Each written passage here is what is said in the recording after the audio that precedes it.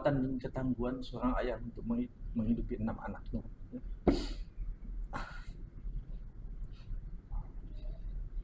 Luar biasa banget.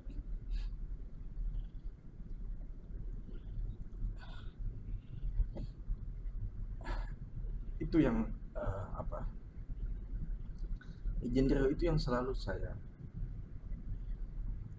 kenang dari ayah saya. Selamat datang di ruang interogasi. Inilah podcast Obsesi. Baik, selamat datang di ruang interogasi. Sudah hadir bersama kami narasumber Bapak Haji Muhammad Eskom Mkom. Beliau dikenal sebagai Wakil Ketua 2 STIMIK PPKIA. Ini yang paling familiar ya masyarakat melihatnya gitu. Ini orang STIMIK PPKIA gitu. Apa kabar Pak Muhammad? Alhamdulillah sehat. Baik, dalam keadaan fit pagi ini. Alhamdulillah. Iya. Terima kasih banyak sudah bersedia meluangkan waktunya untuk hadir bersama kami di ruang interogasi. Dan hari ini tentunya karena saya berhadapan dengan seorang akademisi, kemudian juga bisa dibilang juga tokoh masyarakat karena begitu terkenal meskipun di kampung sendiri.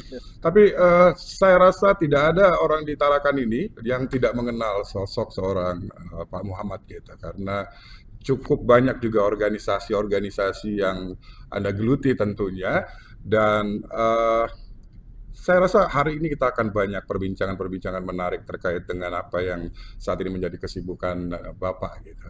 Boleh di-list nggak ini organisasi apa saja yang diikuti ini, karena sibuk banget sebenarnya, bukan hanya sebagai akademisi tapi juga banyak organisasi-organisasi di luar perkuliahan dan kekampusan begitu yang diikuti.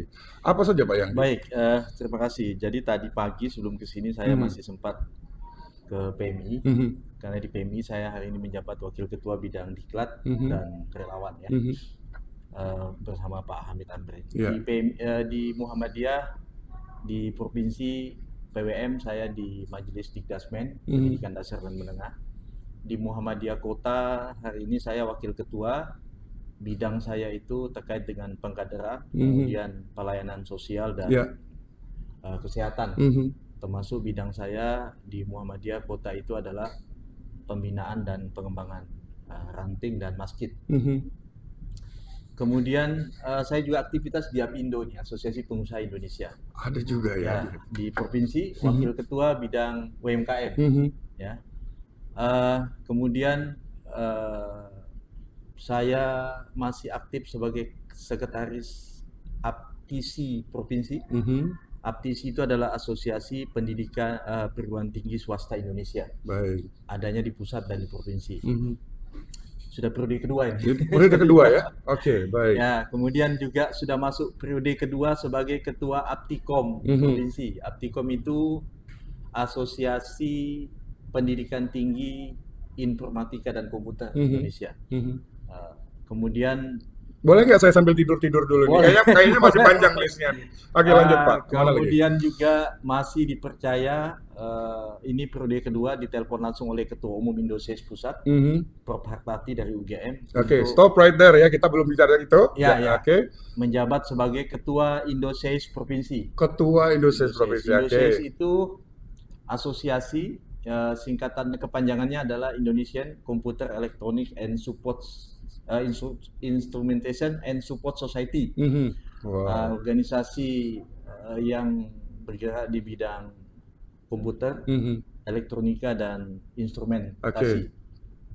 Saya juga di Wakil Ketua Asosiasi Dosen Indonesia Provinsi. Ya.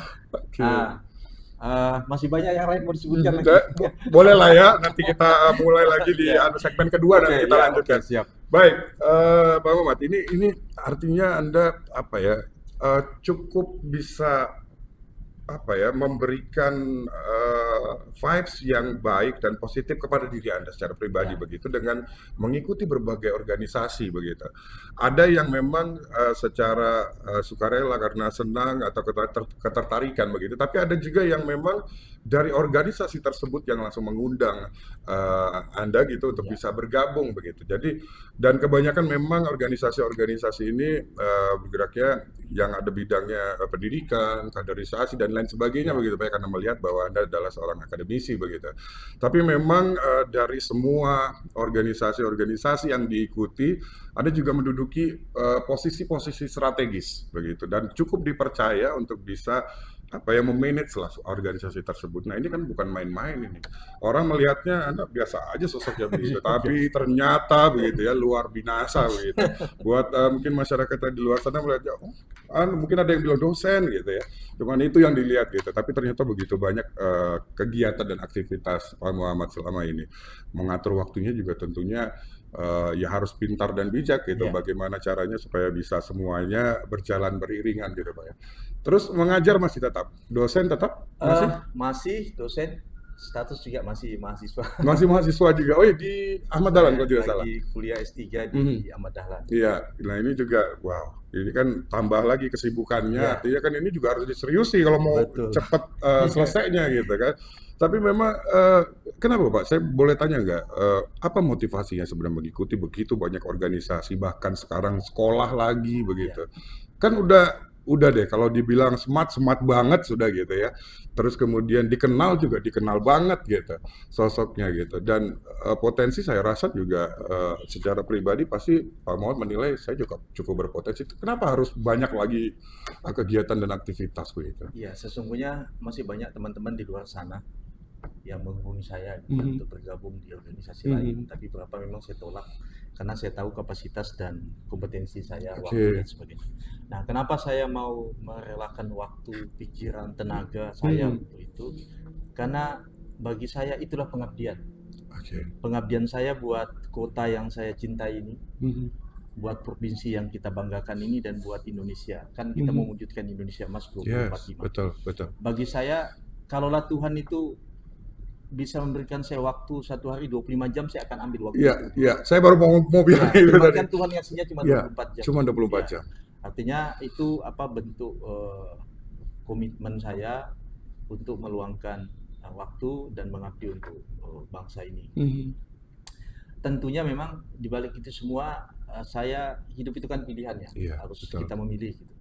Tentunya sebelum saya melangkah ke sana, saya minta persetujuan dan dukungan keluarga terdekat. Tentunya ya dalam pasti. hal ini adalah istri dan anak saya. Jangan sampai kemudian bahwa beliau sudah mengikhlaskan saya untuk berkecimpung di situ. Betul. Otomatis waktu untuk mereka juga harus terkurangi kan? Harus hampir tidak ada waktu untuk keluarga kan jadinya gitu. Tapi kita upayakan lah bahwa Ahad itu kita bisa maksimal. Walaupun kadang-kadang Ahad juga pagi sampai malam saya full dengan kegiatan, tapi komunikasi dengan anak istri tidak boleh putus. Iya. Artinya memang mengikhlaskan saja belum cukup begitu, tapi betul-betul paham dan mengerti bahwa keinginan terbesar Bapak adalah untuk bisa mengabdi, memberikan pengabdian. Ini kan panggilan hati, betul. Panggilan hati. Karena bagi saya manusia hidup itu yang dibutuhkan kan kebaikan. Betul. Ya, selagi kita masih bisa berbuat baik sekecil apapun, mungkin kita tidak tahu kebaikan yang mana yang kita lakukan yang nanti Allah menjadikan itu jalan kita masuk pintu surga. Betul, gitu kan. betul. Nah dari sekian banyak itulah sekian banyak itu kita nggak tahu yang mana. Rahasia ilahi. Kita nggak pernah tahu. Dan saya yakin banyak juga orang-orang yang ada di posisi melihat bagaimana kesibukan Pak Muhammad begitu ya di luar sana, timbul rasa cemburu yang positif lah ya gitu. Kok bisa sih gitu ya, saya juga pengen deh kayaknya sibuk seperti itu, tapi kesempatan tidak ada mungkin, atau belum punya kompetensi itu begitu, atau orang belum melihat siapa kita gitu. Jadi saya rasa di balik kelelahan begitu ya dan pengorbanan waktu yang begitu besar yang selama ini Bapak dapatkan begitu, dan keluarga harus menanggung itu. Banyak orang-orang di luar sana yang sebenarnya juga pengen ada di posisi itu gitu. Maka ya tidak ada yang bisa kita lakukan, hanya sekedar bersyukur akhirnya bahwa kita masih dibutuhkan oleh masyarakat, dibutuhkan oleh banyak orang, dan ini yang mungkin jadi sesuatu yang bisa mencerahkan semua teman-teman di luar sana, bahwa kalau kita diberikan wewenang dan amanah itu artinya bahwa kita diajak untuk bisa membaktikan diri, Membaktikan diri. menghibahkan diri kita untuk bisa bermanfaat untuk kemaslahatan kita. Baik, nah ini juga kalau kita ngomong masalah organisasi, kesibukan, aktivitas itu udah banyak, bahkan nanti kita akan sambung di segmen kedua karena masih panjang listnya gitu ya. Tapi juga citra atau image seorang Pak Muhammad ini kan cukup dikenal gitu ya. Saya rasa saya tidak sungkan untuk bilang bahwa Anda termasuk tokoh masyarakat karena cukup dikenal di tengah-tengah masyarakat. Meskipun kita memang ada di lingkup yang kecil begitu ya, tapi saya yakin orang dikenal itu karena sesuatu yang baik pastinya gitu. Meskipun ada juga yang terkenal karena hal yang tidak baik gitu ya. Tapi kalau Anda memang hal yang baik gitu, karena Anda sering hadir di kegiatan-kegiatan kemasyarakatan, kegiatan sosial dan lain sebagainya. Belum lagi tadi PMI pun juga berkecimpung di situ begitu.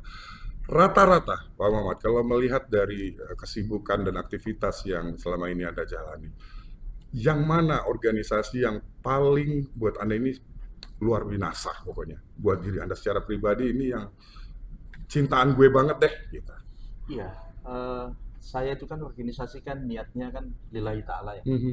Artinya tadi itu, semoga kalau sekian yang banyak itu tadi, mengharapkan ada satu lah yang nanti akan membawa saya dan keluarga saya masuk ke surga gitu kan.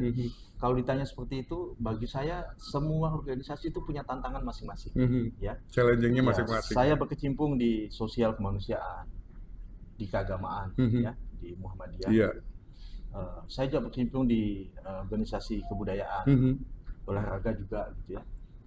Artinya yang mana yang paling bagi saya itu sama. Semuanya dapat porsi yang sama. Semuanya punya tantangan, semuanya punya manfaat yang sama kalau kita ikhlas melakukannya. Dan orientasinya semata-mata adalah karena pengabdian, amal ibadah. Tidak punya kepentingan apapun di balik itu. Niatnya harus itu dulu. Karena kalau niatnya yang lain, nggak dapat apa-apa nanti dia gitu kan. Dapatnya nanti adalah sakit hati, gundah gulana, galau, penuh dengan tekanan hidup dan sebagainya. Alhamdulillah sampai hari ini saya tetap fokus.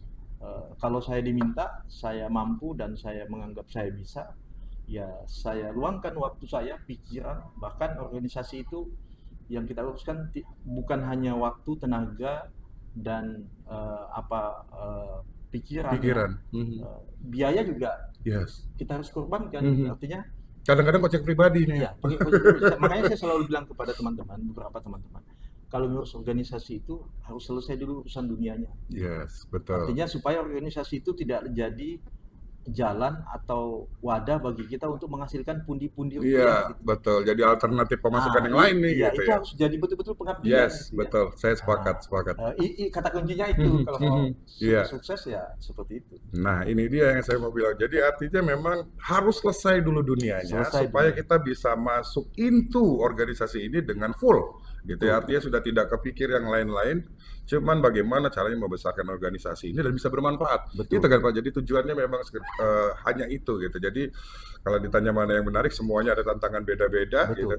Dan tentunya juga ekspektasi orang-orang di luar sana atau juga orang-orang terkait dengan organisasi tersebut rasanya tidak pernah ada yang keluar jalur begitu, terlalu berekspektasi luar biasa, tapi ternyata selesai dengan indah gitu ya.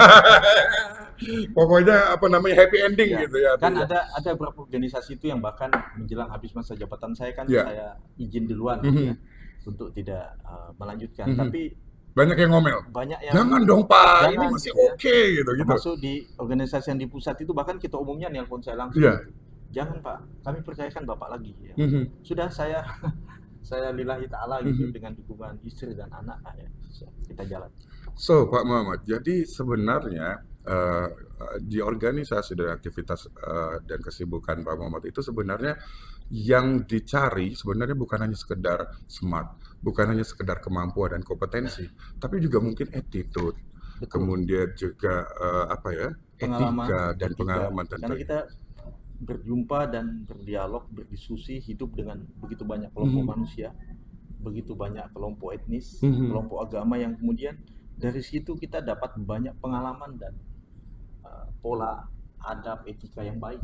Betul. Itu yang kita ambil kita simpulkan, kita jadikan dia kamus bahasa kita. Good point. Ya, saya sepakat dengan itu. Pak, bahwa di situ ada nilai negatifnya, ya ambil, tanam dia dalam-dalam di halaman rumah kita, kasih rumput di atasnya, kasih bibit di atasnya, supaya kita tidak yang terbaik begitu ya.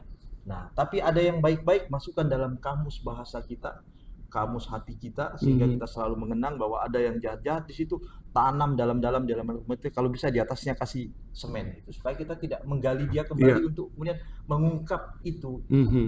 Jadinya nanti arahnya malah yang nggak baik, betul ya, kebencian. Nah, betul, apa gunanya kita organisasi kalau kemudian menimbulkan kebencian, iri hati dan dengki, nggak ada gunanya gitu. Malah dia nggak dapat apa-apa, yang didapat adalah dosa gitu kan. Betul, Padahal betul. tujuan kita tadi, mohon maaf, kalau dalam Islam kan silaturahmi ya. Betul, Nah, itu yang paling silaturahmi utama. itu kan memudahkan urusan, ya, memurahkan rezeki. Betul. Gitu ya. Urusan-urusan dunia tadi malah ngikut akhirnya secara tidak langsung. Kan, gitu. Nah, itu yang mungkin sebagian kita tidak memahami dan tidak mendalami sampai ke sana konteksnya.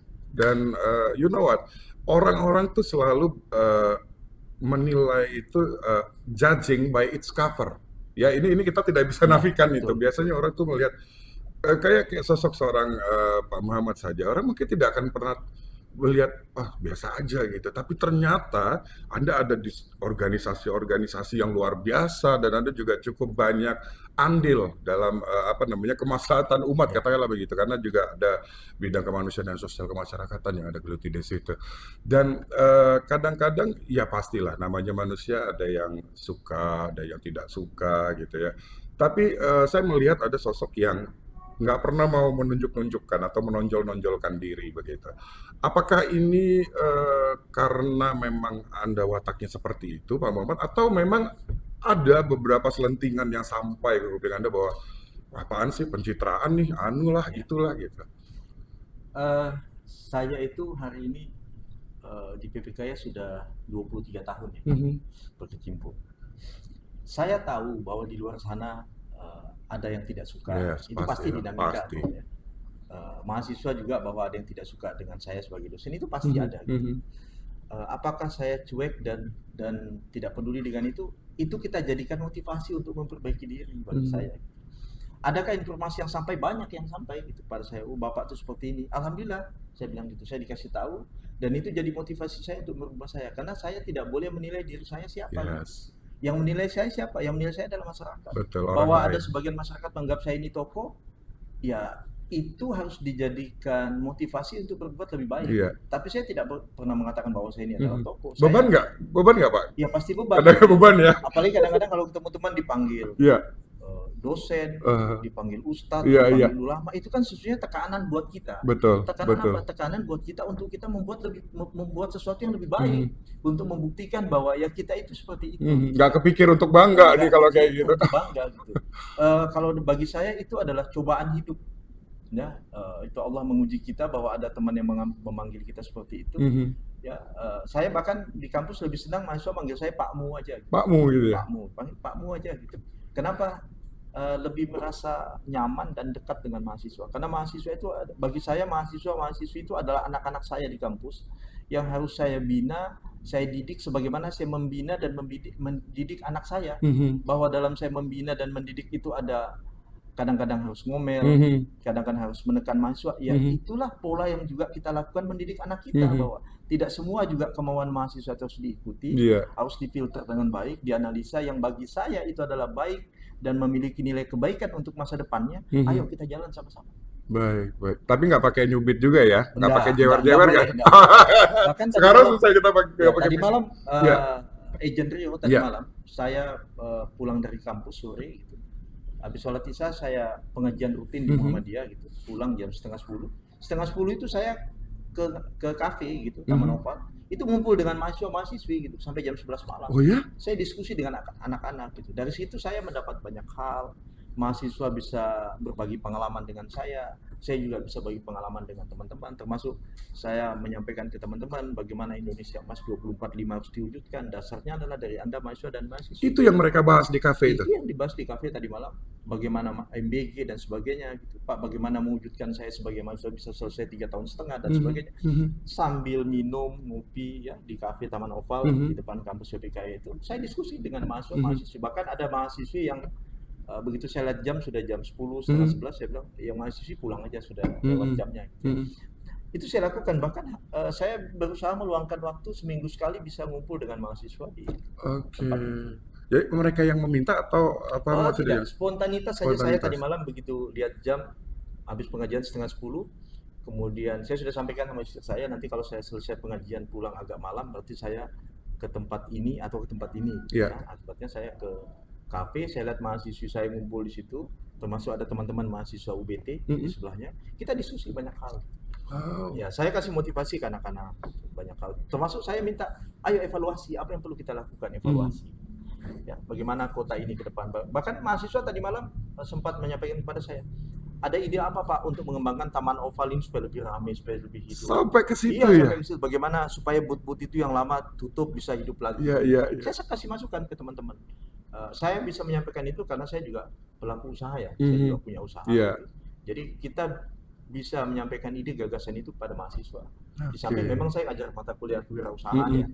Nah, ya ide itu jadinya kan kalau di suasana itu kan lebih lepas ya. Lebih lepas, betul. Lebih lepas, anak-anak nggak formal ya nggak kan. terlalu formal. Lebih santai gitu. Ternyata ada hal-hal yang tidak bisa disampaikan anak-anak di kelas dan di kampus tersampaikan di tempat itu. Mengingat karena lingkungannya suasana, ya. Betul, suasana. betul. Wow. Momen itu selalu saya lakukan. Kalau saya tidak bisa seminggu sekali, minimal sebulan sekali saya melakukan itu dengan teman-teman. Ngumpul sama anak-anak itu.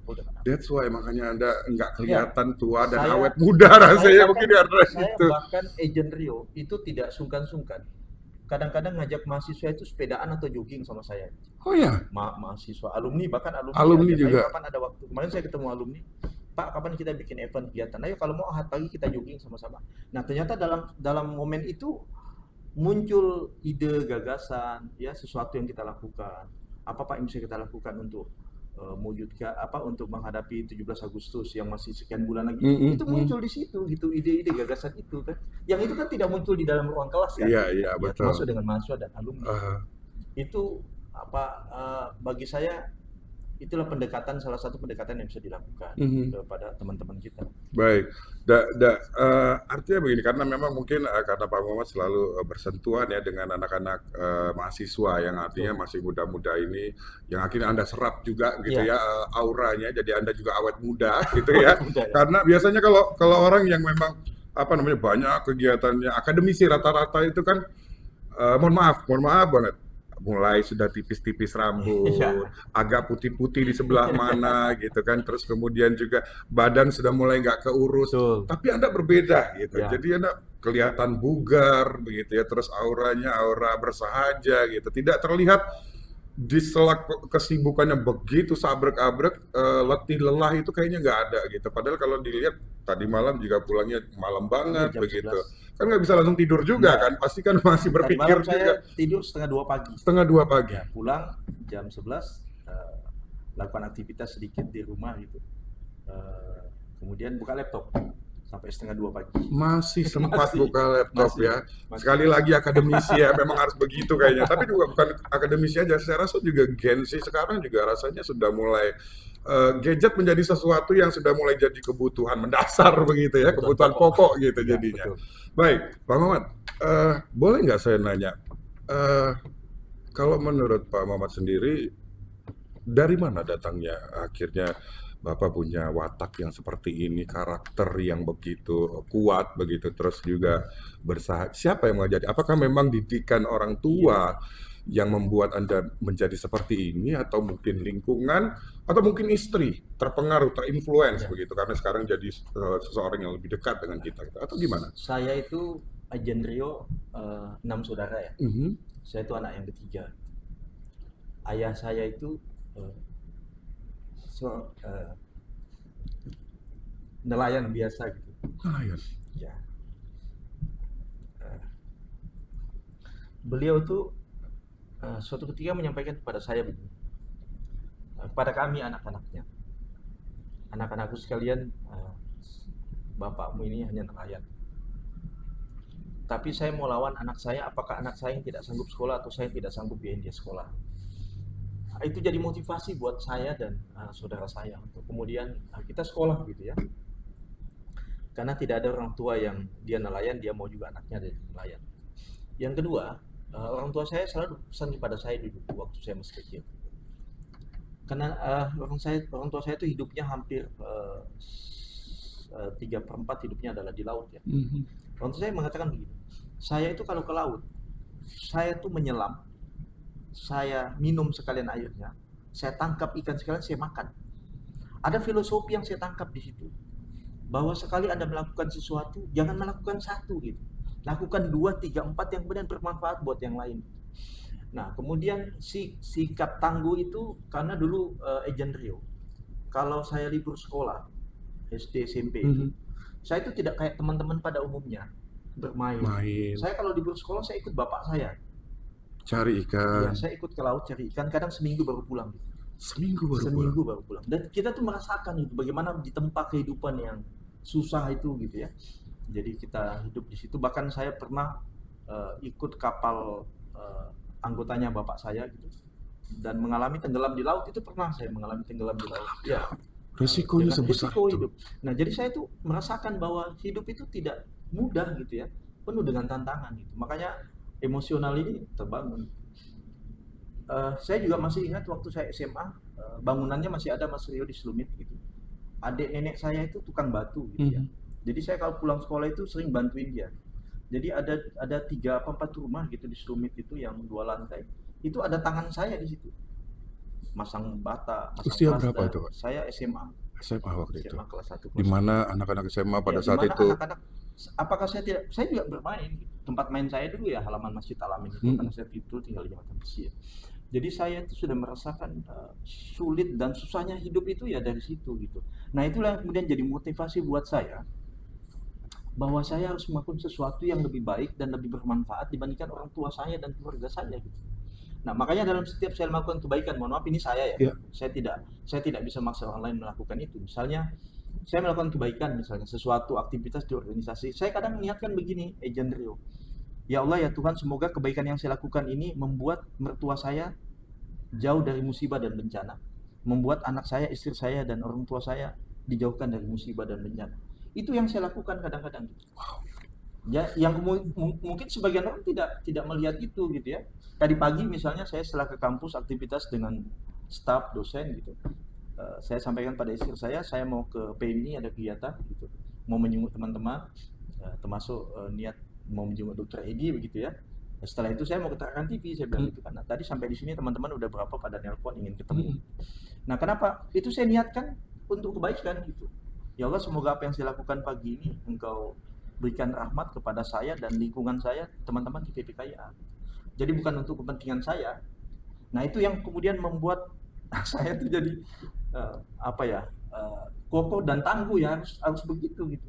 Saya ingin bilang ya, kita sudah biasa ditempa di tengah laut. Mas Rio bisa bayangin, saya pernah dengan ayah saya itu pulang dari laut, itu kita start dari Mangkupadi ya Sang Mangkupadi Tanah Kuning itu, dari Mangkupadi itu habis maghrib malam, nyampe sini tuh jam 2 pagi di SDM. Jam 2 bisa pagi. Bayangin tuh naik bawa kapal kecil nelayan gitu, yang tidak menggunakan kompas dan tidak menggunakan apa-apa gitu.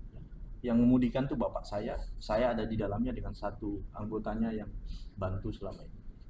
Nah, itu yang saya merasakan bahwa hidup itu tidak mudah gitu ya. Dan kita jangan lupa bahwa di setiap kehidupan kita itu ada hak orang lain. Betul. Hak orang lain minimal untuk kita mendoakan kebaikan kepadanya. Gitu. Ada di setiap harta kita juga ada hak orang lain yang kita sebut dengan zakat, infak dan sedekah itu. Itu yang juga tidak boleh kita lewatkan. Suatu ketika saya ditanya teman saya tidak bilang saya sukses ya, tapi teman saya mengatakan, Pak, apa kunci sukses hidup Bapak hari ini? Yeah. Saya bilang hanya 2. Apa itu? Doa dan sedekah. Terus teman saya nanya, loh, ibadah enggak Pak? Ibadah itu sudah wajib hukumnya. Ya, bahwa sholat itu sudah wajib, itu tidak jadi hitungan. Karena memang sudah kewajiban. Yes. Tapi bagi saya doa dan sedekah itu adalah sesuatu yang membuat saya sukses. Doa siapa? Doa saya, istri saya, anak saya, keluarga saya. Doa ibu saya, bapak saya, istri saya yang mungkin bangun tengah malam sholat tahajud mendoakan kita gitu. Anak-anak kita, ya. Kemudian sedekah kita. Bukankah setiap kita bersedekah itu yang kita beri itu selalu mendoakan kita, terima kasih Ya, Bapak, semoga Bapak sehat, sukses. Tetapi bukan sedekah yang kemudian kita berikan, kita foto, kita posting di media sosial. Bukan bukan ya, itu ya. ya. Ya, saya kira sejauh itu kalau kita mau melihat tatapan. Makanya kenapa saya hari ini aktif di kegiatan, karena saya anggap dengan saya aktif di organisasi itu sedekah saya. Sedekah ilmu saya bisa sedekahkan waktu saya untuk itu, Mewakafkan diri. mewakafkan diri saya gitu.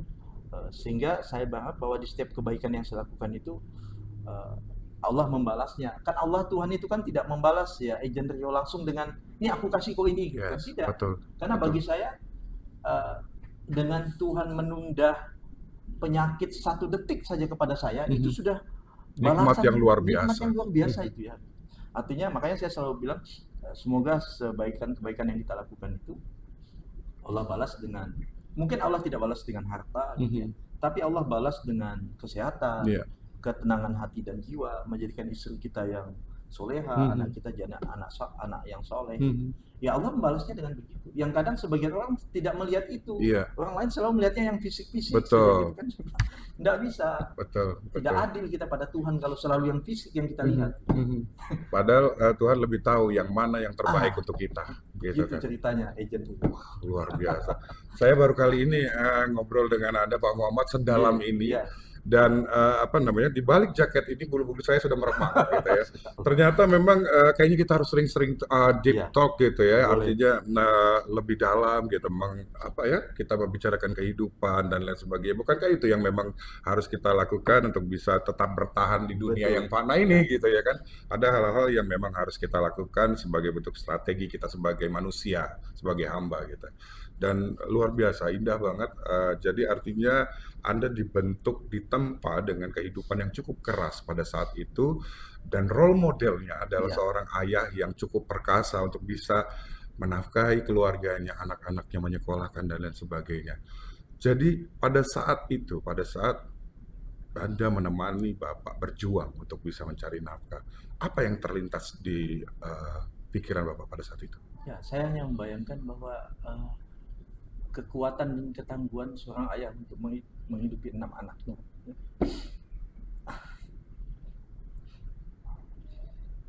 Luar biasa banget.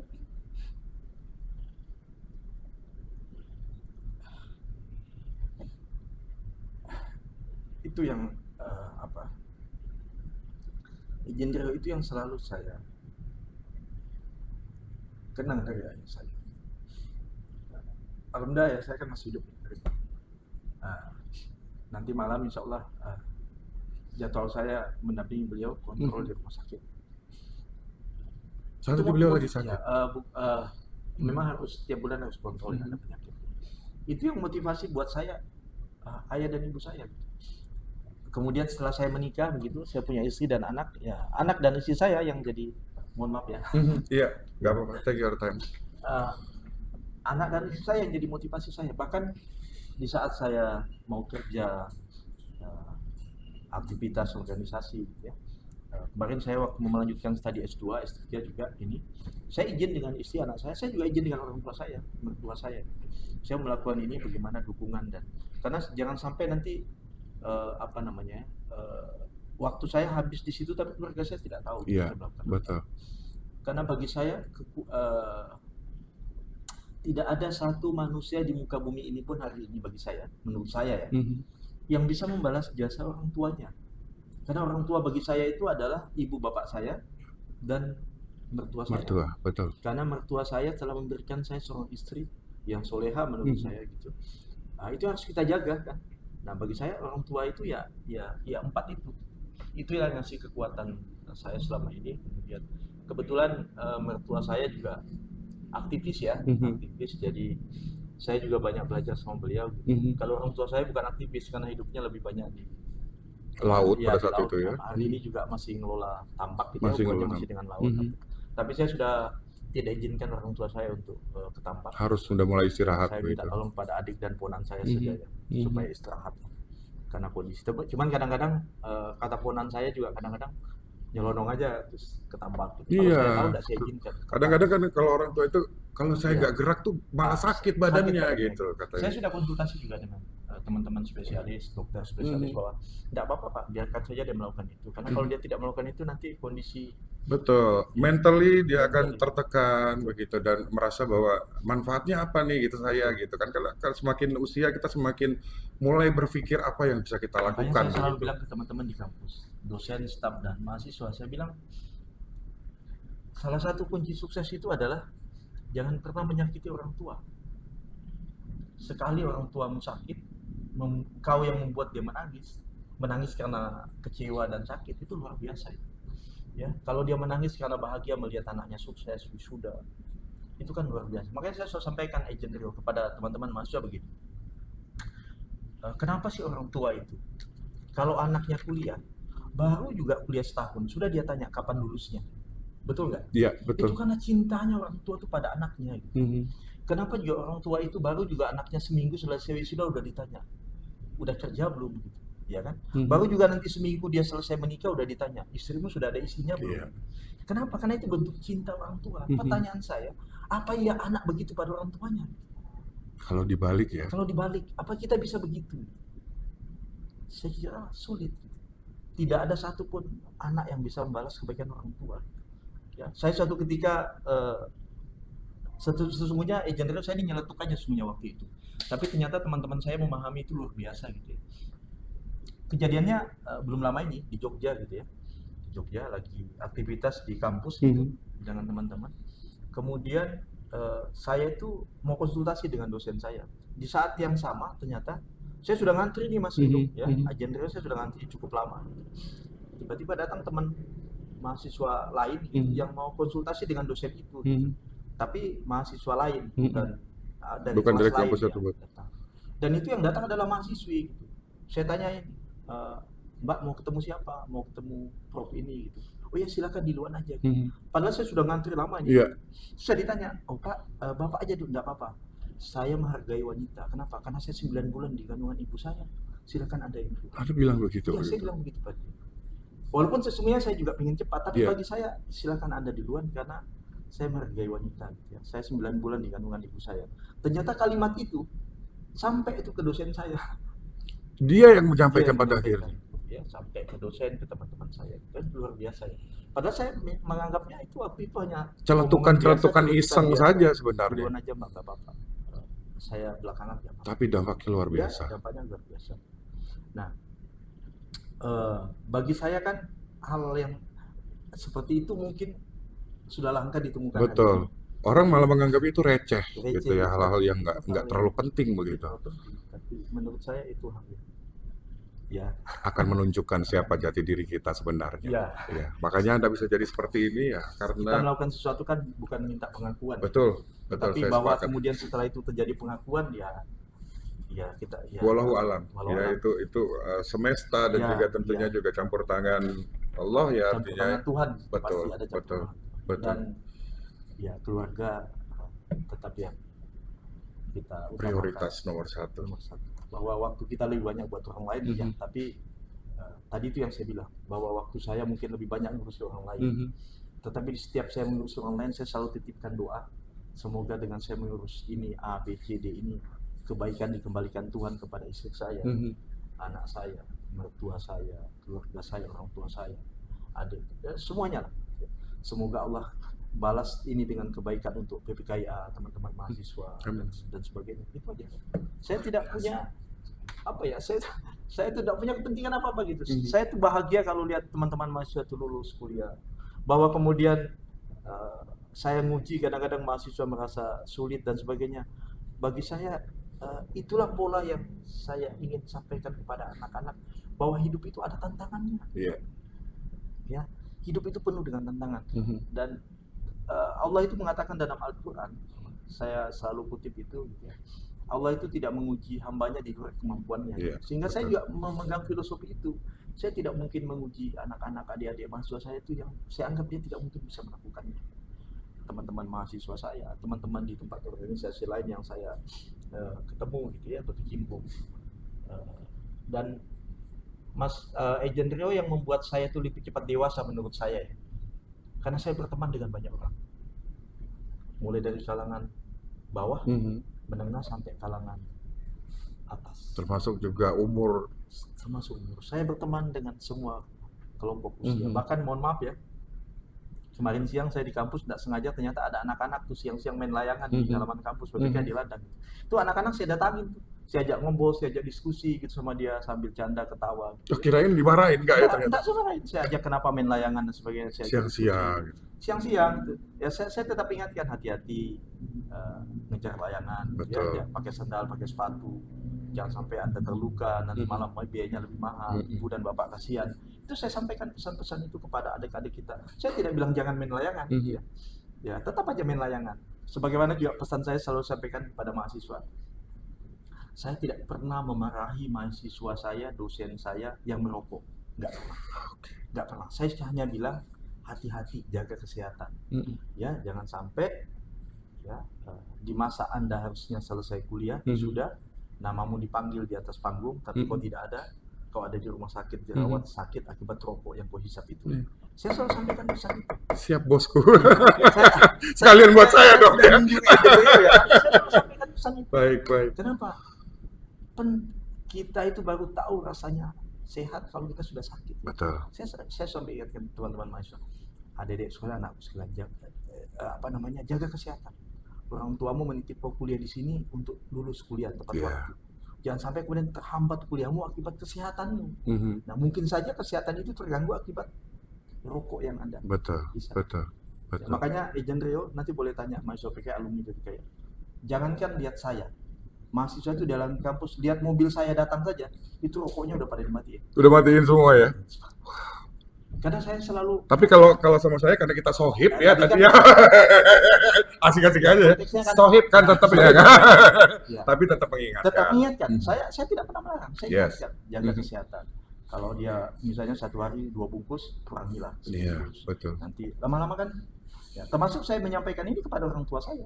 Orang tua saya kan juga seorang perokok. Tapi sudah enggak sekarang. Ketemu dengan teman-teman, saya sampaikan kurangi karena kesehatan. Ya. Kalau Anda sayang istri, sayang anak, ya harus ada preventif, harus ada pikiran bagus ya gitu. Oh, beautiful. Ini Anda hampir saja merusak citra saya sebagai seorang agent ya. Saya ada haru juga mendengarkan cerita Anda karena orang mungkin berpikir Anda dari keluarga yang cukup mapan begitu. Melihat sosok Anda yang sekarang ini yang sukses. Yang biasa-biasa saja. Dan saya dididik bahkan cenderung keras begitu ya. Anda bisa bayangin hidup di laut, seminggu tidak pulang. Siang malam dihantam ombak. Kalau malam kita berteduh di pinggir sungai, dihantam nyamuk, agas dan sebagainya. Kemudian kita masak di tengah laut, masak nasi dengan air asin, nyuci beras dengan air asin. Kalau air sudah tidak ada air asin pun jadi gitu. Kita mandi dengan sudahlah itu keras sudah banget sesuatu yang belum resiko yang bisa melibatkan nyawa ya, tenggelam dan ayah saya itu saya ingat kalau di laut habis sholat subuh itu ya kita sudah start meninggalkan pelabuhan, meninggalkan sungai menuju ke tengah laut cari ikan, cari udang dan sebagainya. Nanti baru pulang pada saat menjelang maghrib. Kadang kita sampai di sungai atau di tepi yang kita tuju itu nanti baru menjelang Isya atau kadang jam 9 malam. Luar biasa ya. Dan cuaca panas, ombak dan saya sudah melalui itu semua. Dan di usia sedini itu, semuda itu, Anda sudah tercerahkan secara tidak langsung. Saya Agent Rio mau bagi pengalaman juga. Kalau teman-teman SD saya mungkin sebagian masih ingat dan kenal sama saya. Saya dulu kalau sekolah SD, Mas Rio ke sekolah itu bawa tas di belakang. Tangan saya 2 nih bawa termos es lilin. Jadi jualan? Saya jualan es di sekolah. Di sekolah? SD 004, Sebengkok. Nggak ada perasaan malu saat itu? Biasa aja bagi saya. Saya bahkan pernah, pengalaman saya dulu pernah jualan di SDF dan di Malundung.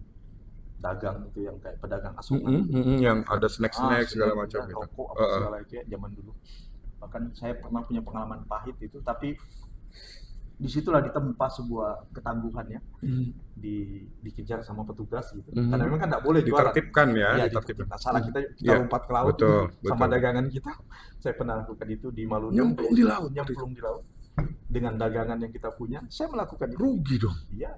Kalau cerita SDF Malundung, saya sudah jualan di SDF, masih SDF itu kayu, ya masih. Saya pernah melakukan.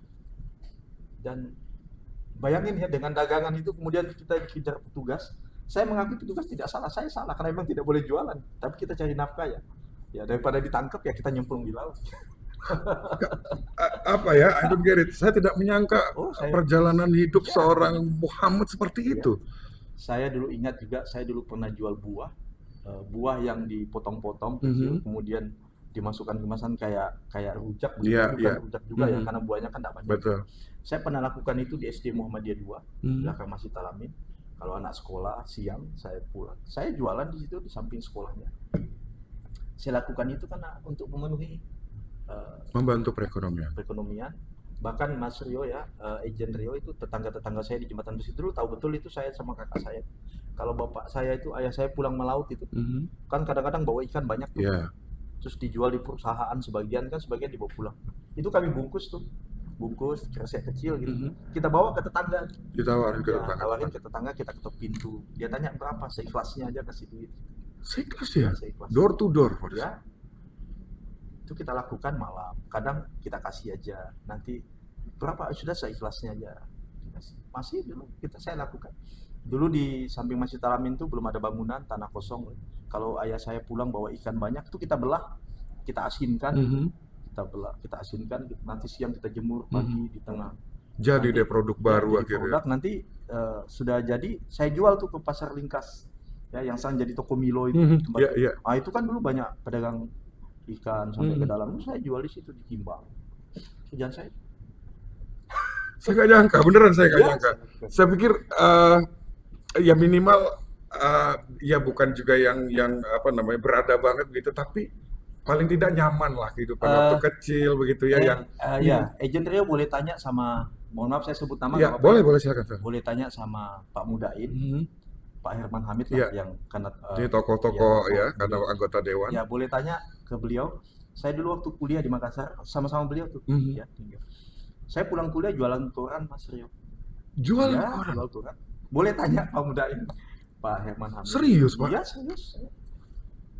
Pulang kuliah, bahkan sampai saya lulus di Jalan Perintis Kemerdekaan, ya kilo 9 di tempat saya itu saya ninggalkan satu booth itu, ya isinya majalah, koran. Dulu kan ada Tempo. Iya betul, banyak banget ya. Gatra dulu ada ya. Iya itu banyak. Saya jualan saya dulu. Bahkan kalau habis sholat subuh dari masjid, karena saya dulu mohon maaf aktivis ya di masjid ya. Jadi saya punya banyak teman. Di masjid saya itu bahkan ada anggota dewan, ada pejabat. Betul, ya. banyak banget ya. Saya komunikasi itu kalau habis sholat. Akibatnya 1-2 itu kalau habis sholat subuh saya antarin tuh koran, majalah mingguan dan yang bulanan. Ya. Dulu ada Sabili, ada Sabili. Jadi sekalian apa ya, menjaring link juga ya. Dulu ada majalah Bobo ya. Bobo, ya betul. Jualan saya semua dulu. Ada majalah Hai, Kawanku dan lain sebagainya. Komputek dulu ada bola, ada dulu majalah tabloid. Kita rindu nggak sih dengan hal-hal itu? Saya kangen dengan suasana yang sekarang hilang ya. Saya juga dulu semua majalah waktu itu masih remaja SMP, saya sudah minta waktu itu, memaksa lagi. Pokoknya mau langganan majalah remaja. Saya kalau kembali ke belakang Agent Rio, mungkin itulah salah satu yang membuat saya kemudian banyak pengalaman dan ilmu ya. Karena saya jualan, membaca juga. Kan. Hampir semua yang saya jual itu kan saya baca gitu. Saya jadi tahu, oh pemimpin itu harus begini, kepemimpinan itu begini. Mau sukses jadi pengusaha itu begini. Kan semua majalah kita jual tuh. Mulai majalah baik sampai yang tidak baik ya. Betul. Tidak baik yang isinya tentang kejahatan. Betul. Ada yang kriminal gitu-gitu. Itu saya jual semua dulu gitu. Bahkan begitu saya buka booth saya tidak beli. Agent yang datang bawa ke saya kan. Titip ya Pak. Nanti kalau saya kuliah, karena kuliah saya kampusnya nggak jauh ya, STIMIK ya, DIPA. Paling saya jalan kaki 10 menit udah nyampe. Nanti saya tutup aja tuh booth saya pergi kuliah. Nanti pulang kuliah teman-teman saya, malah teman kuliah saya singgah di futsal itu pada membaca. Gratis pasti ya? Ya, Pokoknya nggak boleh kumal ya gitu, karena ini jualan ini gitu ya. itu aktivitas saya. Iya. Nah itu menarik banget. Ya, saya juga merindukan saat-saat di mana kita berburu majalah gitu ya. Rasanya tuh kalau sudah mulai ada yang mingguan, ada yang bulanan biasanya gitu ya. Kalau kita nggak dapat edisi baru tuh rasanya ada yang kurang gitu. That's why Anda orangnya cukup smart, wawasannya luas karena membaca itu tadi. Membaca, saya banyak membaca. Sampai hari ini saya selalu berpegang teguh pada filosofi saya ya. Kalau bisa minimal 1 bulan itu 1 judul buku lah yang habis dibaca. Mohon maaf, zaman Agent Rio, zaman Pak SBY dulu kan ada buku tuh SBY dan kekuasaannya, SBY dan istananya itu sudah saya baca semua. Tokoh-tokoh filosofi kayak Pak Habibie, Pak Harto ya. Bahwa Pak Harto tuh ada positif negatifnya sudah saya baca semua. Saya paham. Nah, itulah yang kemudian membekali saya, jadi modal saya bisa seperti hari ini. Tidak dengan kucuk-kucuk kemudian jadi. Iya. Ada proses ya di dalamnya yang saya rasa cukup berdarah-darah juga. Gitu. Banget. Tidak semudah itu gitu ya. Tidak semudah yang dibayangkan. Oke, ada senyum memang, tapi menangis dan sedih juga ada di dalamnya gitu, yang membentuk dan menempa seorang Muhammad menjadi seperti sekarang. Saya pernah Agent Rio, saya lupa ya tahun berapa ya, sebelum COVID pastinya. Saya dapat tugas dari PPKI waktu itu ke Makassar, ada kegiatan. Saya menyempatkan kembali ke masjid di sebelah kos saya itu, yang tempat jualan saya itu, saya kembali. Dan ternyata imam yang memimpin sholat itu dulu adalah santri saya waktu saya membina TPA di situ. Ya, saya pernah 2 tahun jadi kepala TPA di masjid itu waktu ya. Terus selesai, saya nggak ingat kan dia ingat gitu, dia Pak. Karena sudah besar ya. Dewasa, Ustaz ingat saya nggak siapa ya gitu. Saya dulu santri yang dulu Ustaz sering omelin saya kalau saya main-main dan suka nakal-nakal di masjid. Saya jadi imam di masjid itu. Itu kejadiannya sebelum COVID. Saya lupa tahun berapa ya. Saya menyempatkan waktu singgah di situ karena saya 5 tahun dididik dan ditempa di masjid itu ya. Saya masih ingat nama masjidnya. Masjid Nurul Rahmat. Itu di Blok C, Beten Hamsi, kilometer 9. Sampai ingat Masih segitu ya. ingat saya. Karena begitu banyak ilmu yang didapat dari situ ya. Bahkan pendewasaan diri. Bahkan dari situ lahir ketua DPRD Makassar dari masjid itu. Dari masjid itu. Di zaman saya. Dan ya disitulah saya banyak. Di kompleks itu bahkan ada rumah pribadi Bupati Pangkep waktu itu. Dan kita bisa ketemu di masjid sholat. Disitulah saya banyak ditempa pengalaman dan ilmu yang mungkin teman-teman itu tidak dapatkan itu. Beruntung banget ya. Ya, saya termasuk yang beruntung. Betul. Ayah saya mendidik saya, istri saya selalu mengingatkan saya banyak hal. Ya. Anak saya yang kemudian selalu mengingatkan saya banyak hal. Ya. Sudah mulai nginget-ngingetin bapaknya. Anak saya sudah mulai mengingatkan saya. Ya. Ayah ini begini ini ya. Karena saya Agent Rio bahkan tidak sungkan bertanya pada anak saya. Oh ya. Karena saya menganggap anak saya ilmu agamanya lebih tinggi dan lebih baik jauh daripada saya ya. Anda tidak malu mengaku itu ya? Tidak malu. Saya sama istri saya kadang nanya, saya nanya anak saya, ini boleh nggak? Ini dalam, karena anak saya sudah 3 tahun ya mondok di pesantren, hafalan Al-Qurannya pasti lebih banyak, hadisnya lebih banyak, bacaan sholatnya juga pasti lebih bagus daripada saya. Bahkan saya begitu anak saya mondok pulang tahun pertama ya pulang mondok itu kalau kami sholat di rumah dengan saya, istri, mertua saya, orang tua saya, anak saya jadi imam. Dia yang jadi imam. Harus jadi imam. Konsekuensi jadi bahwa saya tidak pengalaman ayah. Ya inilah pengalaman pertama. Nah itu makanya di kampus juga ya sejak lama itu saya kalau sholat di kampus dengan teman-teman dosen mahasiswa saya nggak pernah mau jadi imam karena saya kasih kesempatan kepada adik-adik mahasiswa. Pak saya jadi imam iya saya tidak punya pengalaman. Ini pengalaman pertama jadi belajar menjadi pemimpin. Belajar jadi. Kunci sukses itu kan harus ditempa gitu. Jangan hidup itu kalau instan ya instan juga nanti endingnya. Gitu. Betul. Saya sepakat dengan itu. Baik, Pak Muhammad, dulu Anda menjadi seorang anak, seorang putra dari kedua orang tua yang tentunya luar biasa bagi Anda gitu ya. Sekarang Anda juga punya anak. Saya merasakan banget kebanggaan seorang ayah terhadap anaknya. Bagaimana Bapak selalu menginformasikan apa saja kegiatan-kegiatan Anda. Dan kebetulan ini anak berprestasi banget gitu, karena juga ikut olimpiade dan sebagainya gitu, luar biasa gitu. Saya merasakan kebanggaan itu sebagai seorang ayah kadang-kadang saya berpikir, enaknya jadi Pak Muhammad yang anaknya berprestasi gini, pasti bangga banget kita. Sudahlah orang lain di luar sana bangga terhadap dirinya sebagai seorang person begitu. Saat ini ketambahan anaknya yang cukup berprestasi itu gitu. Double nih dapatnya. Ya. Kadang-kadang ada apa ya? Pikiran-pikiran semacam itu. Belum aja, tapi buat saya itu jadi sesuatu yang apa ya? Saya ikut mensyukuri atas kebahagiaan dan juga kebersyukuran seorang Pak Muhammad begitu. Eh, Kenapa apa ya? Yang melatar belakangi Bapak sebagai seorang ayah juga harus istilahnya mengangkat sang anak ini untuk bisa ini media sosial kita ceritanya gitu. Kenapa Pak? Jadi begini, Agent Rio, saya itu selalu tersinggung ya. Tapi dalam konteks biasa-biasa saja. Selalu di beberapa event, kegiatan nasional apa segala itu, kok anak Kalimantan tuh selalu dianggap nggak bisa apa-apa gitu. Biasa-biasa aja. Itu orang luar melihat kita begitu. Bukan di luar, maksud saya di lokal kita ini. Bahkan di lokal kita. Saya ambil contoh beginilah misalnya ya. Dulu awal-awal ya, kan cuman ini kan dunia udah mulai berubah ya. Dulu kan kalau ada kesempatan tes di perusahaan besar, coba kita lihat berapa peluangnya anak Kalimantan sih dibandingkan anak dari luar yang masuk ke sini. Kan So, pasti kecil banget ya. Kecil kan, kecil banget. Betul. Saya bahkan mohon maaf ya, saya bahkan pernah menyampaikan ke salah satu GM perusahaan. Saya sampaikan begini, waktu saya diundang makan malam waktu itu. Saya bilang, Pak GM, saya minta tolong. Kalau di BUMN Anda itu ada kuota 10 misalnya, lowongan pekerjaan, kasihlah 50%-nya anak lokal gitu. Jangan kemudian kita mengatakan, oh anak Kalimantan tuh nggak bisa apa-apa. Jangan bilang nggak bisa apa-apa kalau belum diuji kemampuannya. Yes. Kasih dulu kami kesempatan, setahun 2 tahun di situ, duduk di kursi yang sama, di posisi yang sama dengan anak dari daerah lain, kemudian baru Anda bisa menilai. Anda belum melihat dia melakukan sesuatu, Anda sudah nilai kami tidak bisa. Itu tidak fair menurut saya. Nah saya ini, Agent Rio kan selalu juga ke kegiatan-kegiatan nasional ya, ikut ya.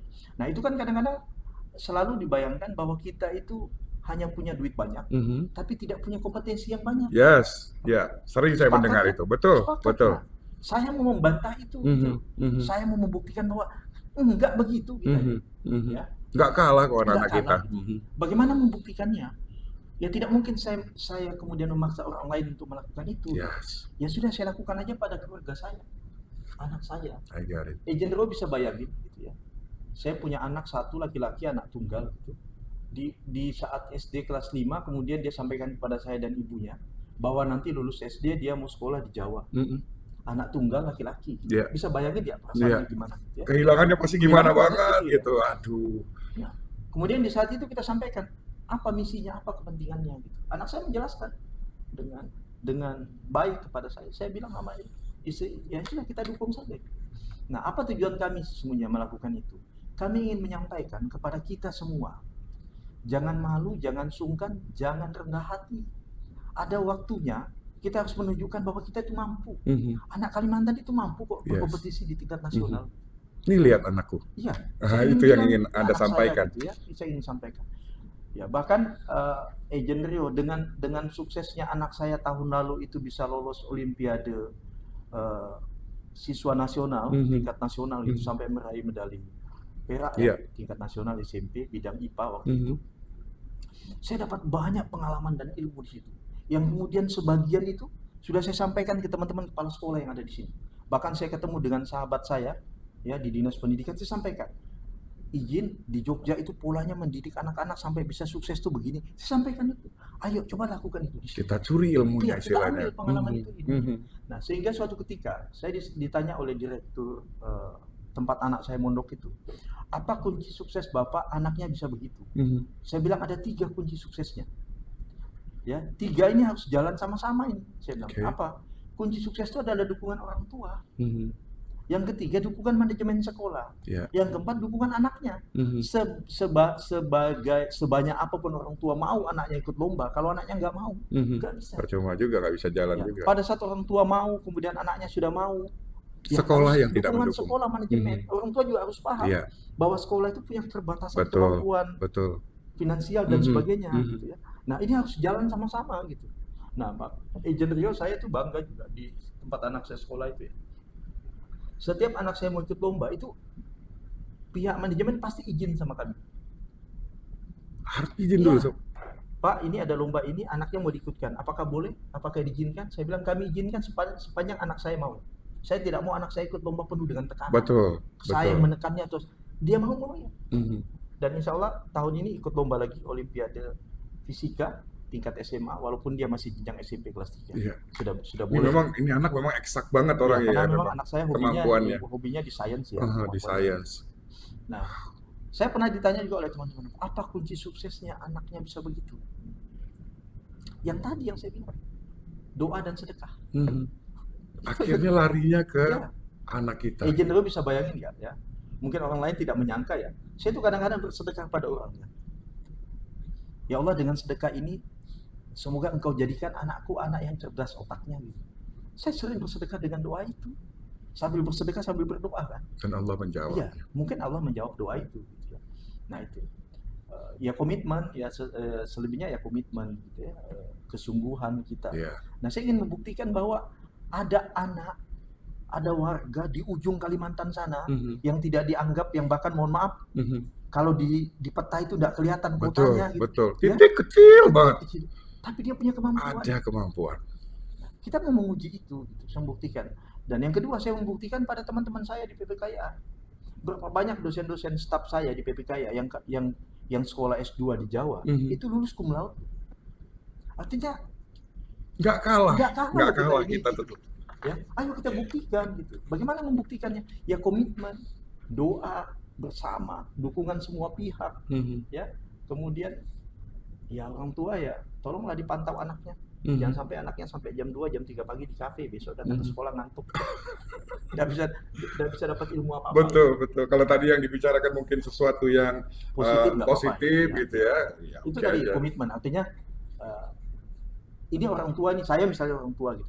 Ini jam 10 malam anak saya belum pulang, kemana ya? Gitu. Iya. Berapa banyak orang tua yang begitu ya. Betul. Meskipun anak-anak sekarang kan rasanya, Pak jangan dong gitu ya, sedikit-sedikit telepon gitu. Komponen, 3 komponen jalan. Harus berjalan seiring. Manajemen sekolah. Kalau jalan sukses. Dan itu sudah dibuktikan. Ya, saya sudah buktikan. Dan anak saya tidak pernah saya paksa. Ini ada lomba ini, mau ikut nggak? Bisa nggak ngatur waktu? Kadang-kadang anak saya nanya ke saya, ayah bisa nggak dibantu izinkan dengan Ustadz wali kelas saya? Saya mau. Saya izin, saya komunikasi. Ya. Karena anak saya kan full ya, kelas internasional ya, siang malam full ya. Jadi kita sisip-sisipkan. Nah makanya kayak misalnya macam agent kayak OSN gitu ya. Saya izin dengan Ustadznya, Ustadz izin, saya akan siapkan jadwal bimbel online buat anak saya gitu. Di luar jam bimbel yang disiapkan oleh sekolah gitu, untuk menambah jam terbangnya dia. Iya. Itu yang harusnya dilakukan oleh sekolah ya, tapi ini orang tuanya ikut mendukung full penuh. Saya tahun lalu OSN tingkat nasional itu menang kan, bukan kucuk-kucuk langsung ke nasional. Betul. Seleksi di sekolah. Sekolah kemudian ke kota Jogja, Jogja masuk ke tingkat provinsi DIY. Kemudian di provinsi DIY dia menang mewakili DIY di tingkat nasional. Kemudian menang juara 2 nasional. Nah, itu kan ada jenjang dan tahapannya gitu. Dan agent dulu bisa bayangin di tahun lalu di saat anak saya mengikuti semua event itu, saya dan istri saya itu sedang menunaikan ibadah haji. Tahun lalu luar biasa itu. Ya, di saat anak saya lagi sibuk-sibuknya itu ya, harus didampingi, support. Saya dan istri sedang fokus beribadah pada saat tapi kami masih bisa komunikasi. Bahkan ustadznya nelpon saya waktu saya di Tanah Suci. Pak izin, ini anaknya mau mewakili kota Jogja di tingkat provinsi untuk lomba. Kita izinkan. Bahkan saya Agent Rio itu mendapat pengumuman anak saya itu lolos Olimpiade tingkat nasional saat kami berada di Masjidil Haram. Luar biasa. HP saya tiba-tiba bunyi gitu. Ustadznya nelpon. Saya bilang sama saya, kenapa ya Ustaz? Ini lagi selesai kegiatan ibadah ya. Mau meninggalkan halaman Masjidil Haram itu keluar gitu. Saya bilang sama saya, kenapa ya HP saya bunyi? Ustadznya nelpon. Disampaikan ustadznya, Pak anaknya menang juara 1 tingkat provinsi, akan mewakili provinsi DIY di tingkat nasional. Luar biasa itu. Dari mana anak itu? Kaltara. Anak-anak. Kaltara. Bahkan sempat terbesit itu waktu itu. Kenapa yang harus mewakili provinsi DIY di tingkat nasional itu anak Kalimantan? Luar biasa ya. Saya ingin membuktikan bahwa saya tidak pamer di medsos, tapi saya ingin bilang kepada kita bahwa Bapak Ibu semua, anak-anak kita tuh punya potensi, punya kemampuan. Nah, ayo sama-sama, apalagi generasi anak-anak yang kita hadapi ini kan anak milenial, Gen Z, Gen Z, generasi alpha. Mohon maaf yang ya tahu lah sudah kita bahas ya. Betul. Nah, itu hanya bisa diubah kalau orang tuanya peduli. Bagaimana penjegal namanya, yang motong sapi. Betul, penjagal. Nah, penjegal itu ya. Nah, bagaimana dia bisa motong sapi dengan pisaunya itu? Dia kan harus diasah. Betul. Diasah. Selalu diasah. Anak-anaknya harus diasah. Dikasih vitamin, dikasih suplemen dan vitaminnya tidak mesti vitamin betulan gitu. Tapi suplemen dan vitaminnya itu adalah nasihat, contoh, keteladanan. Ya, bagaimana orang tuanya menyuruh anaknya tapi orang tuanya tidak pernah melakukannya. Lakukan dulu baru perintahkan anakmu supaya ada yang dicontoh dan dilihat oleh anak. Teladan itu harus duluan dari orang tua. Hari ini yang tidak ada, yang kurang di kita itu adalah keteladanan. Betul. Contoh, ya kan? Saya General pernah menyampaikan, mohon maaf ini. Saya pernah menyampaikan di ruang serbaguna waktu itu bahas musrenbang itu. Banyak pejabat saya sampaikan itu. Bagaimana kita mau menghasilkan generasi emas 2045 kalau hal-hal yang sepele saja kita tidak bisa mencontohkan dengan baik gitu. Contoh, saya contohkan di serbaguna waktu itu. Bagaimana ada orang tua mengantar anaknya sekolah pagi-pagi ke sekolah, anakku ke sekolah pagi-pagi, aku titip kau di sekolah supaya kau jadi anak yang cerdas dan pintar. Tapi sepanjang jalan dia ngantar anaknya, dia merokok. Kemudian rokoknya asapnya menimpa anaknya di belakang. Itu kan sudah contoh dan teladan yang tidak, menurut saya tidak pas. Yang kedua misalnya, anakku kok sekolah lah yang baik, aku titip kok di sekolah ini, apapun nama sekolahnya itu. Tapi sepanjang jalan dia ngantar anaknya, dia nerobos lampu merah, dicontohkan itu kepada anaknya, contoh dan teladan yang tidak baik.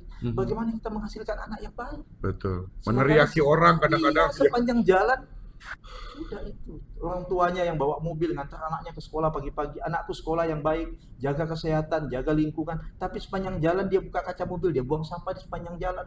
Contoh apa yang mau kita tunjukkan kepada anak-anak? Kita krisis keteladanan. Krisis keteladanan. Yang keempat misalnya saya kasih contoh.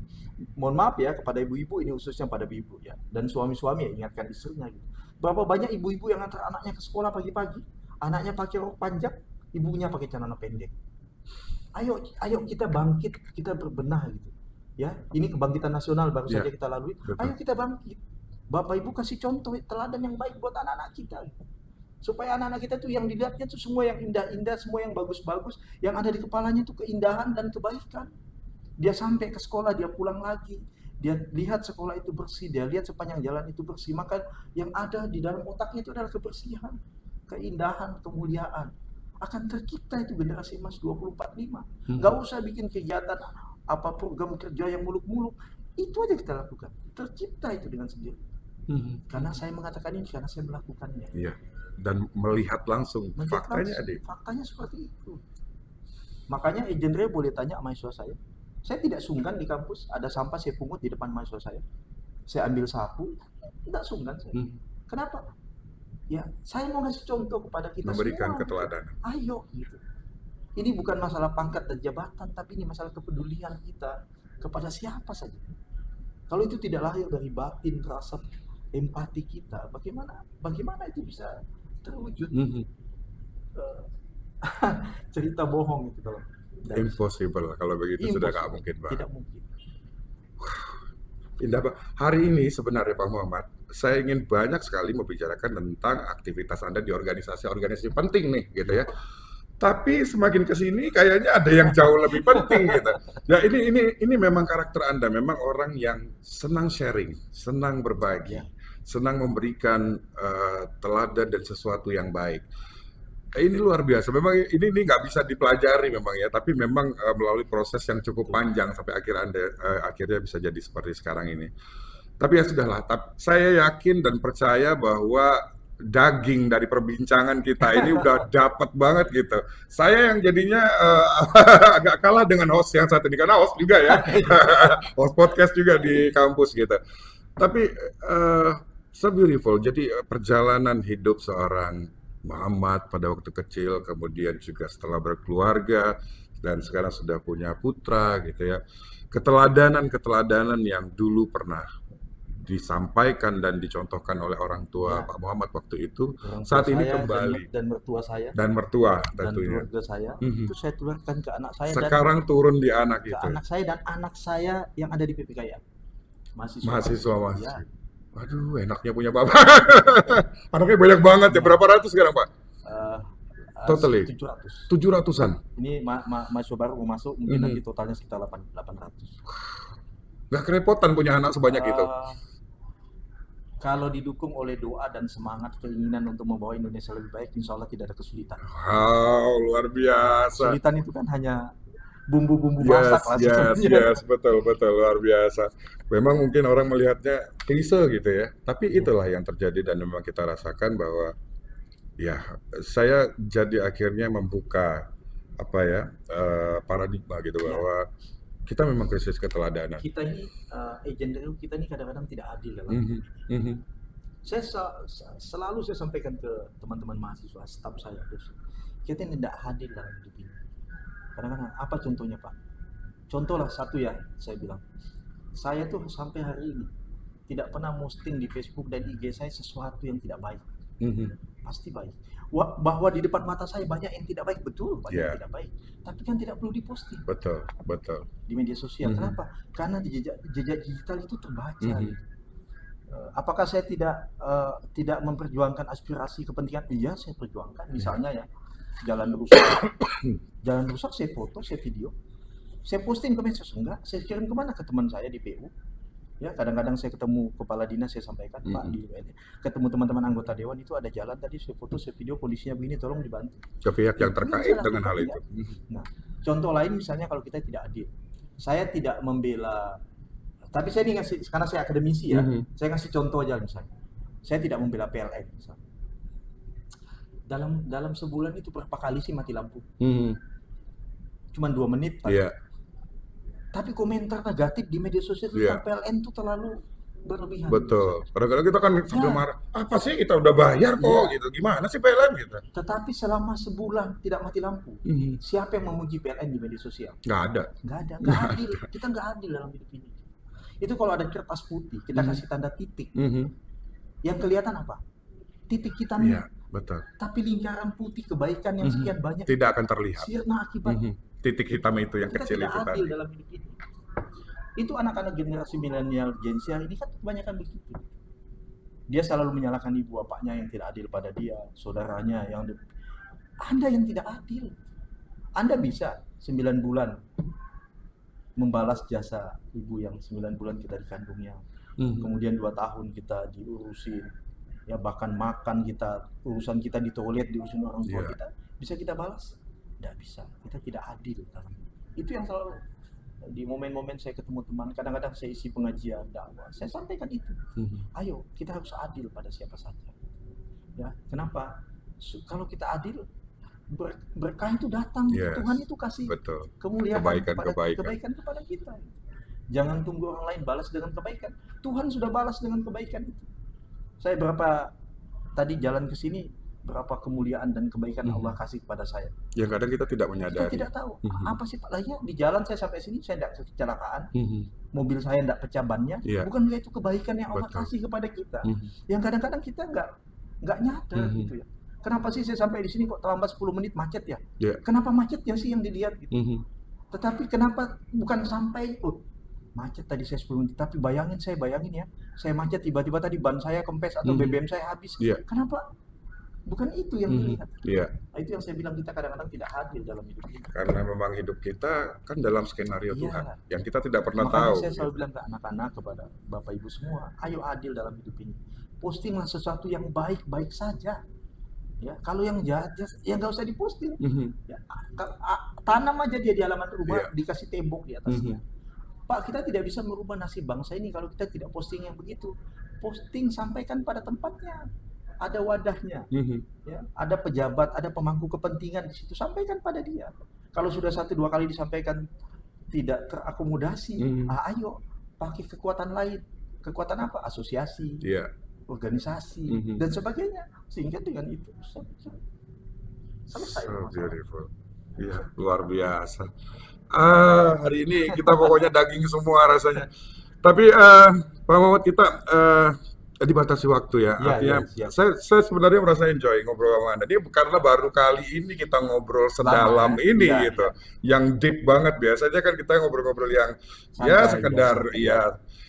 But saya merasakan bahwa banyak hal yang terjadi dalam kehidupan Anda mulai sejak kecil, kemudian remaja, beranjak dewasa dan lain sebagainya yang akhirnya membentuk kita, kepribadian kita sampai menjadi seperti sekarang ini. Dan Anda cukup dikenal sebagai seorang akademisi, ulama, kemudian juga Anda juga dikenal sebagai tokoh bahkan yang Anda tidak suka mendengarnya begitu ya. Karena orang-orang menyebutnya sudah tokoh masyarakat padahal Anda merasanya biasa-biasa saja. Tapi itu ya terserahlah, kita kembalikan kepada masyarakat yang menilai itu.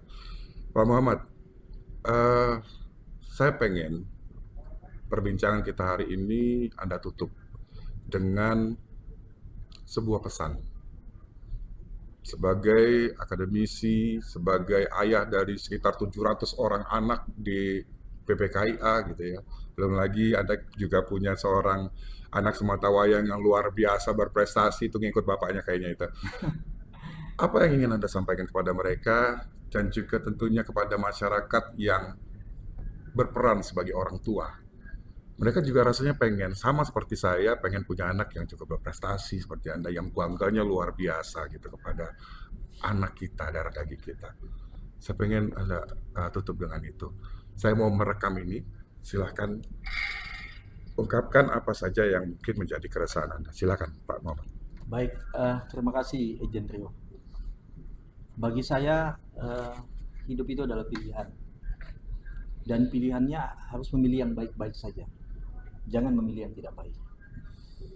Kenapa kita harus memilih yang baik-baik saja? Supaya kelak kalau kita tidak ada di muka bumi ini, yang dikenang itu adalah yang baik-baik saja. Kalau dia baik-baik saja saat kita tidak ada, maka keluarga kita akan dikenang oleh masyarakat bahwa dia pernah punya orang baik di lingkungannya. Itu kata kuncinya bagi saya.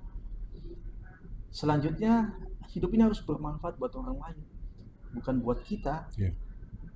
Kita sudah diciptakan Tuhan di muka bumi untuk berbuat kebaikan, tidak merusak lingkungan, tidak merusak yang lain. Itu. Nah, kepada kita semua ibu bapak yang punya anak, anak-anak kita itu sama, punya potensi yang sama, makannya sama, nasi. Dia tinggal di tempat yang sama, Tuhan juga kasih waktu yang sama. Cuman cara kita mengurusnya yang berbeda. Kenapa berbeda?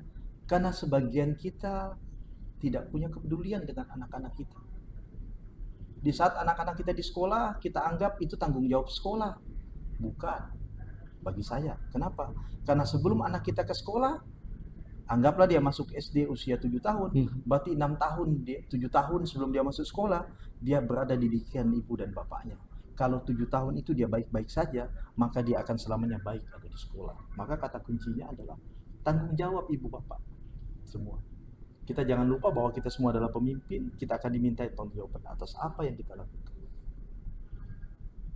Nah, isu kita hari ini adalah menghadapi Indonesia Emas 2045. Indonesia Emas 2045 itu hanya bisa dibangun, hanya bisa terwujud. Komitmennya adalah komitmen kita semua, anak bangsa. Ibu, bapak, anak, suami, pemangku kepentingan, pemerintah, dan sebagainya. Enggak bisa kita hanya berharap Indonesia Emas 2045 terwujud dari generasi yang ada, sementara generasi kita, mohon maaf, ya, hidupnya mungkin lebih banyak di kafe, yang dibahas juga yang tidak jelas gitu, yang kemudian besok pagi dia masuk ke sekolah dia ngantuk. Nah, di balik itu semua saya ingin bilang pada kita, berbuat baiklah untuk kota yang kita cintai, buat provinsi yang kita banggakan ini, buat Indonesia yang diimpikan Indonesia Emas 2045 itu bisa terwujud. Kalau bukan kita, siapa lagi? Ya, apa yang harus kita lakukan? Bagi saya ya 3 kata kunci mungkin yang perlu kita lakukan. Apa itu? Ya, belajar terus dilakukan oleh kita semua. Ya, ibu bapak juga harus belajar bagaimana mendidik anak yang baik gitu Yes. supaya anaknya sukses gitu. Jangan hanya dititip anaknya di sekolah untuk belajar tapi orang tuanya tidak belajar bagaimana mendidik anak yang baik gitu dengan generasi alpha dan milenial Yes. Gen Z itu. Yang kedua, selain belajar ya kita harus banyak berusaha dan berdoa. Nggak boleh lepas ya. Usaha, doa itu tidak boleh. Doa itu tidak hanya berdoa kepada Allah sebagaimana kita lihat. Dalam Islam, sholat itu doa. Iya. Ya, bukankah setiap sholat itu sampai awal sampai akhir adalah bacaan doa semua? Dan yang ketiga yang harus kita lakukan tentunya adalah banyaklah berbuat baik buat orang lain. Ya mungkin kalau diambil bahasa mudanya silaturahmi lah. Iya. Silaturahmi dengan siapa saja, jangan pandang bulu, jangan pandang agama, jangan pandang etnis, jangan pandang pangkat dan jabatan. Dari situ kita akan dapat banyak ilmu, dapat pengalaman yang tidak pernah kita dapatkan di bangku kita sekolah. Iya. Itu kata kunci saya hari ini, karena saya berteman dengan siapa saja, dengan siapa saja tidak pandang bulu, dan lakukanlah yang baik-baik saja untuk hidup ini supaya orang mengenang kita bahwa kita adalah orang baik. So beautiful. Ya, indah banget ya. Saya nggak nyangka seorang Pak Muhammad bisa ngomong begitu panjangnya ya. Wow,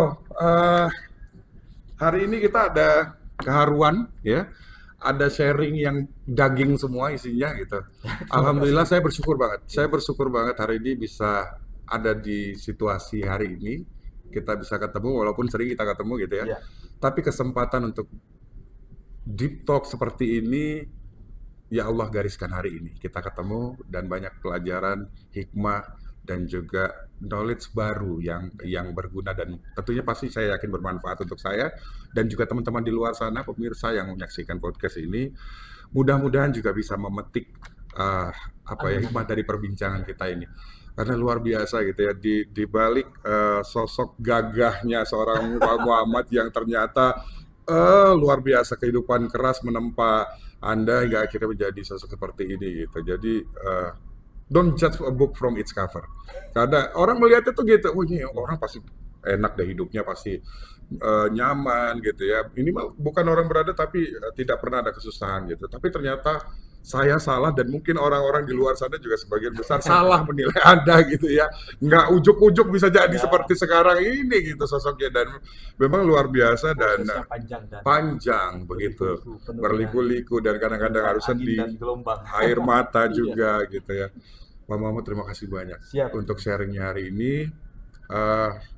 Such an honor, betul-betul saya merasa bahwa pertemuan kita hari ini berharga banget buat saya, dan ini momen yang mungkin sudah Allah gariskan ya buat saya dan juga mungkin nanti teman-teman di luar sana yang akan menyaksikan perbincangan kita hari ini yang cukup syarat dengan ilmu ya dan kehidupan. Semoga gitu. Bermanfaat semuanya. Pasti bermanfaat.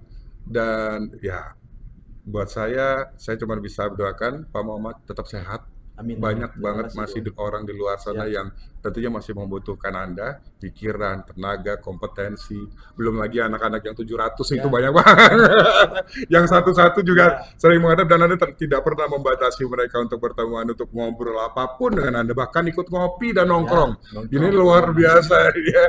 Gimana coba, makanya mereka terbuka kepada Pak dosen gitu ya, kepada Pak Muhammad gitu, supaya ada sharing lah begitu sampai akhirnya bisa mendapatkan solusi.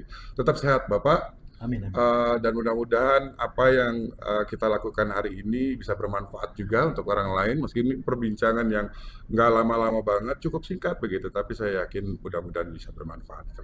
Sekali lagi terima kasih untuk waktunya bisa hadir hari ini, dan aktivitasnya yang sabrek-kabrek itu mudah-mudahan juga lancar-lancar aja gitu ya. Dan ya yang paling sering ngomel ya pastilah istri, anak gitu ya. Kadang-kadang yang waktunya terkurangi untuk bisa family time gitu. Tapi itu sudah resiko karena menghadapi seorang aktivis juga gitu kan yang luar biasa gitu. Jadi saya masih menyempatkan waktu untuk kadang jogging, sepedaan dengan istri. Masih bisa dong. Masih itu bisa juga family time rasanya. Ya, karena itu bagi saya sesuatu yang harus diluangkan. Masih meluangkan waktu untuk kumpul dengan keluarga. Ya, harus diluangkan karena keluarga itu juga doanya doa yang mustahil. Betul, kalau nggak dilakukan kita salah banget, dosa banget kita dosa gitu ya. banget. Makanya harus disempat-sempetin gitu ya. Dan itu juga pelajaran buat saya tentunya. Terima kasih buat pelajaran-pelajarannya hari Siap. ini.